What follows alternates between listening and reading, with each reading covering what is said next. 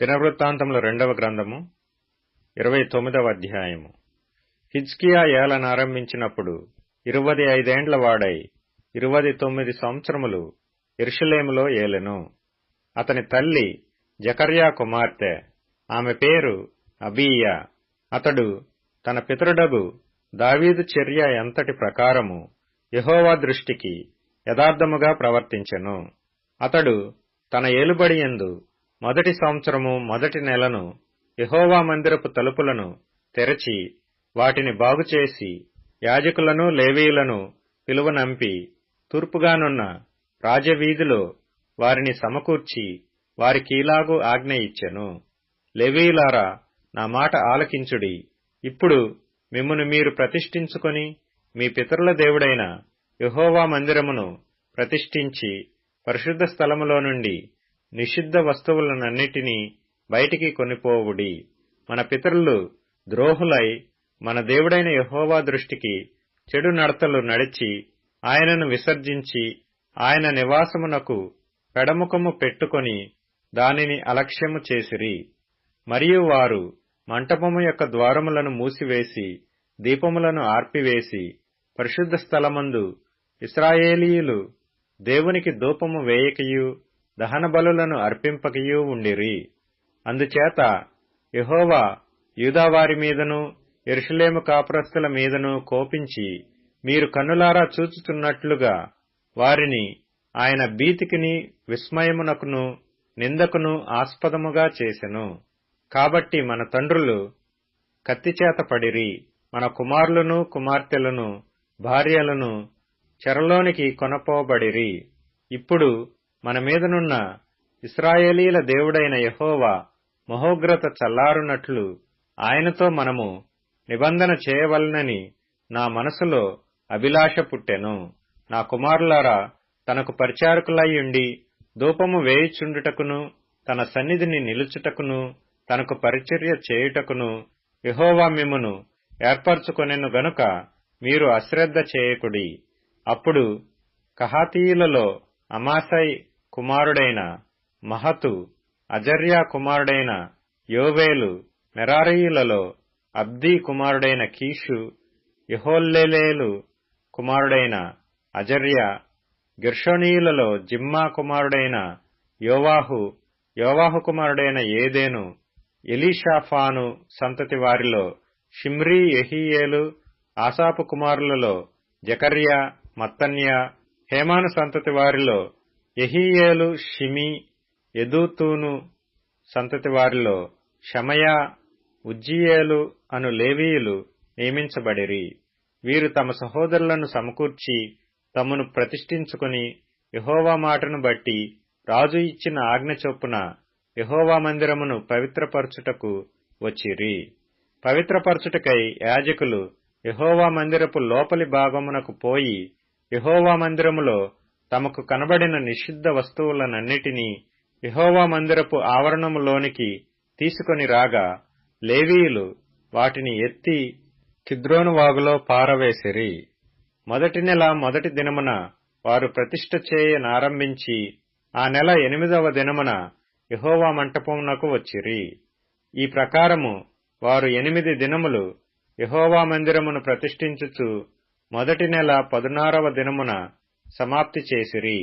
అప్పుడు వారు రాజైన హిజ్కియా యొద్దకు పోయి, మేము యెహోవా మందిరం అంతటినీ దహనబలి పీఠమును ఉపకరణములన్నిటినీ సన్నిధి రొట్టెలుంచు బల్లను పవిత్రపరిచియున్నాము. మరియు రాజైన ఆహాజు ఏలిన కాలమున అతడు ద్రోహము చేసి పారవేసిన ఉపకరణములన్నిటినీ మేము సిద్ధపరిచి ప్రతిష్ఠించియున్నాము. అవి యెహోవా బలిపీఠము ఎదుట ఉన్నవని చెప్పిరి. అప్పుడు రాజైన హిజ్కియా పెందలకడ లేచి పట్టణపు అధికారులను సమకూర్చుకొని యెహోవా మందిరమునకు పోయెను.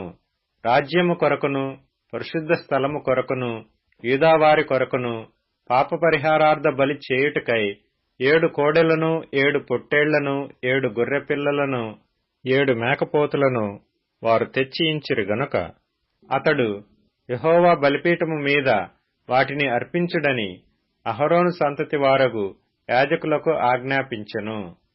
పరిచారకులు ఆ కోడెలను వధించినప్పుడు యాజకులు వాటి రక్తము తీసుకొని బలిపీఠము మీద ప్రోక్షించిరి.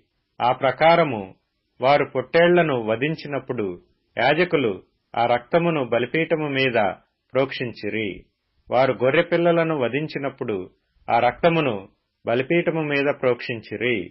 పాపపరిహారార్థ బలికై రాజు ఎదుటికిని సమాజము ఎదుటికిని మేకపోతులను తీసుకుని రాగా వారు తమ చేతులను వాటి మీద ఉంచిన తరువాత యాజకులు వాటిని వధించి ఇశ్రాయేలీయులందరి కొరకు దహన బలియు పాపపరిహారార్థ బలియు అర్పింపవలెనని రాజు ఆజ్ఞాపించియుండెను. గనుక ఇశ్రాయేలీయులందరి నిమిత్తము ప్రాయశ్చిత్తము చేయుటకై బలిపీఠము మీద వాటి రక్తమును పోసి పాపపరిహారార్థ బలి అర్పించిరి. మరియు దావీదును దావీదు రాజుకు దీర్ఘదర్శి అయిన గాదును ప్రవక్తయైన నాతానును చేసిన నిర్ణయము చొప్పున యెహోవా మందిరములో తాళములను స్వరమండలములను సితారాలను వాయించుటకై అతడు లేవీయులను ఏర్పాటు చేసెను.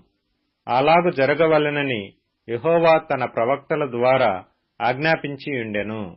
దావీదు చేయించిన వాద్యములను వాయించుటకు లేవీయులను బూరలు ఊదుటకు యాజకులను నియమింపబడిరి. బలిపీఠము మీద దహనబలులను అర్పించుడని హిజ్కియా ఆజ్ఞాపించెను. దహనబలి అర్పణ ఆరంభమగుటతోనే బూరలు ఊదుటతోనూ ఇశ్రాయేలు రాజైన దావీదు చేయించిన వాద్యములను వాయించుటతోనూ యెహోవాకు స్తుతిగానము ఆరంభమాయెను. అంతసేపును సర్వ సమాజము ఆరాధించుచుండెను. గాయకులు పాడుచుండిరి, బూరలు ఊదువారు నాదము చేయుచుండిరి. దహనబలి అర్పణ సమాప్తమగు వరకు ఇది ఎంతయూ జరుగుచుండెను. వారు అర్పించుట ముగించిన తరువాత రాజును అతనితో కూడానున్న వారందరూ తమ తలలు వంచి ఆరాధించిరి.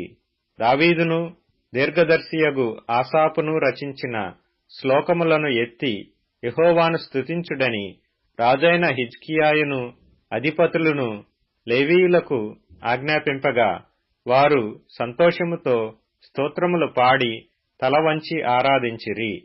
అంతట హిజ్కియా, మీరిప్పుడు యెహోవాకు మిమ్మును ప్రతిష్ఠించుకొంటిరి, దగ్గరకు వచ్చి యెహోవా మందిరములోనికి బలి ద్రవ్యములను కృతజ్ఞతార్పణలను తీసుకొని రండని ఆజ్ఞ ఇయ్యగా సమాజపు వారు బలి ద్రవ్యములను కృతజ్ఞతార్పణలను తీసుకొని వచ్చిరి.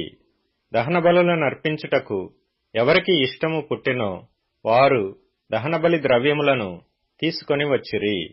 సమాజపు వారు తీసుకొని వచ్చిన దహనబలి పశువులెన్ని అనగా 70 కోడెలను, 100 పొట్టేళ్లను, 200 గొర్రెపిల్లలను. ఇవి అన్నియు యెహోవాకు దహనబలులుగా తేబడెను.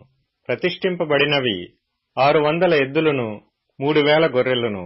యాజకులు కొద్దిగా ఉన్నందున వారు ఆ దహనబలి పశువులన్నిటినీ ఉలవలేకపోగా పని సంపూర్ణమగు వరకు కడమ యాజకులు తమ్మును ప్రతిష్ఠించుకొను వరకు వారి సహోదరులగు లేవీయులు వారికి సహాయం చేసిరి.